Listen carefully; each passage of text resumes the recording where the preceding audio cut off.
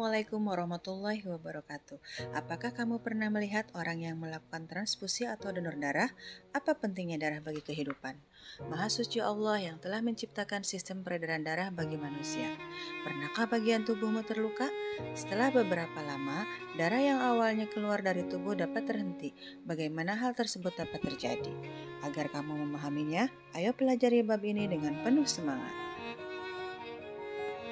Darah tersusun atas 55% plasma darah dan 45% sel-sel darah. Secara normal, lebih dari 99% sel-sel darah tersusun atas sel darah merah atau eritrosit dan sisanya tersusun oleh sel darah putih atau leukosit dan keping darah atau trombosit. Plasma darah tersusun atas 91,5% air dan 8,5% zat-zat terlarut. Zat-zat terlarut tersebut tersusun atas protein dan zat-zat lainnya seperti sari makanan, mineral, hormon, antibodi, dan zat sisa metabolisme lainnya. Elemen seluler atau sel-sel darah terdiri dari eritrosit atau sel darah merah yang berfungsi untuk transport oksigen dan karbon dioksida. Yang kedua adalah leukosit atau sel darah putih yang berfungsi sebagai pertahanan dan kekebalan. Yang ketiga adalah trombosit yang berfungsi untuk proses pembekuan darah. Proses pembekuan darah. Trombosit yang pecah akan mengeluarkan enzim trombokinase. Enzim ini akan mengubah protombin menjadi trombin dengan bantuan ion kalsium dan vitamin K. Kemudian, trombin akan merangsang fibrinogen untuk menghasilkan benang-benang fibrin. Kumpulan benang ini akan membentuk struktur seperti jala yang dapat menjaring sel darah merah sehingga tidak keluar dari pembuluh darah yang terluka. Jantung terdiri atas 4 ruangan, yaitu serambi kiri dan serambi kanan, serta bilik kiri dan bilik kanan. Serambi jantung terletak pada bagian atas, sedangkan bilik jantung terletak di sebelah bawah. Pembuluh darah dapat dibedakan menjadi 3, yaitu pembuluh nadi atau arteri, pembuluh balik atau vena, dan pembuluh kapiler. Arteri merupakan pembuluh darah yang mengalirkan darah keluar jantung, sedangkan vena mengalirkan darah masuk ke dalam jantung. Arteri berisi darah yang mengandung oksigen, kecuali pembuluh arteri pulmonalis.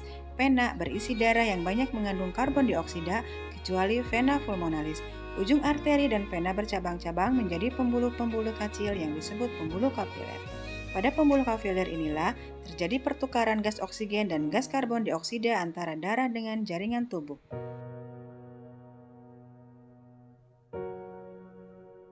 Agar kalian dapat dengan mudah memahami pembuluh darah, coba perhatikan tabel berikut.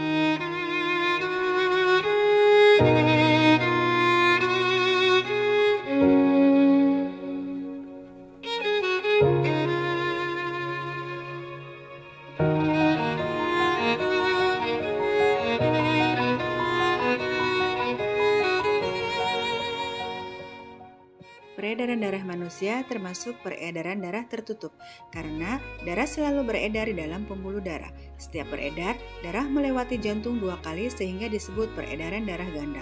Pada peredaran darah ganda tersebut dikenal peredaran darah kecil dan peredaran darah besar.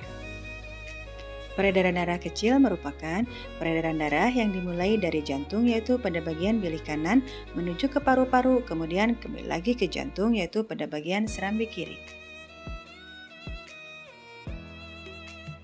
Peredaran darah besar adalah peredaran darah dari jantung, yaitu pada bagian bilik kiri ke seluruh tubuh, kemudian kembali lagi ke jantung, yaitu pada bagian serambi kanan.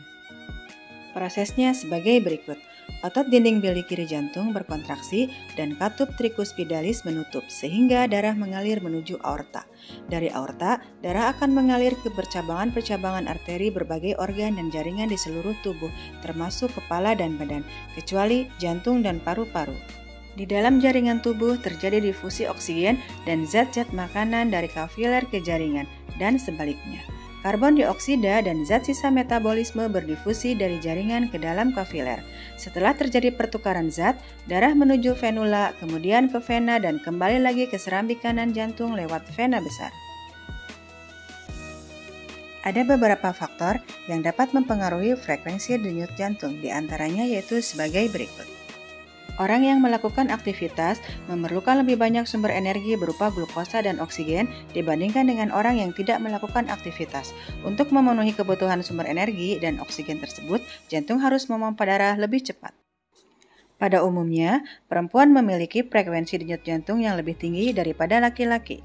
Semakin tinggi suhu tubuh, maka semakin cepat pula frekuensi denyut jantung. Umur seseorang semakin rendah frekuensi denyut jantung. Hal ini berhubungan erat dengan semakin berkurangnya proporsi kebutuhan energinya. Pernahkah kalian mendengar seseorang yang terkena serangan jantung atau penyakit stroke? Serangan jantung dan penyakit stroke adalah peristiwa yang terjadi karena adanya gangguan pada sistem peredaran darah. Apakah ada gangguan lain yang terjadi pada sistem peredaran darah? Bagaimana cara mencegah dan mengatasi gangguan tersebut? Agar kamu dapat memahaminya, ayo perhatikan penjelasan berikut. Penyakit jantung koroner merupakan salah satu penyebab utama terjadinya kematian. Penyakit jantung koroner ini terjadi jika arteri koronaria tidak dapat menyuplai darah yang cukup ke otot-otot jantung. Kondisi ini dapat terjadi karena arteri koronaria tersumbat oleh lemak dan kolesterol. Stroke merupakan suatu penyakit yang terjadi karena kematian pada jaringan otak disebabkan karena kurangnya asupan oksigen di otak. Hal ini terjadi karena pembuluh darah pada otak tersumbat oleh lemak atau kolesterol ataupun salah satu pembuluh darah di otak pecah. Varises adalah suatu keadaan di mana pembuluh darah balik atau vena mengalami pelebaran dan terpuntir. Gangguan ini biasanya terjadi di daerah kaki. Anemia merupakan gangguan yang disebabkan karena kekurangan hemoglobin atau kekurangan sel darah merah. Hipertensi disebut juga dengan tekanan darah tinggi. Terjadi jika tekanan darah di atas 120/80. Berbeda dengan hipertensi, hipotensi terjadi apabila tekanan darah kurang dari 120/80.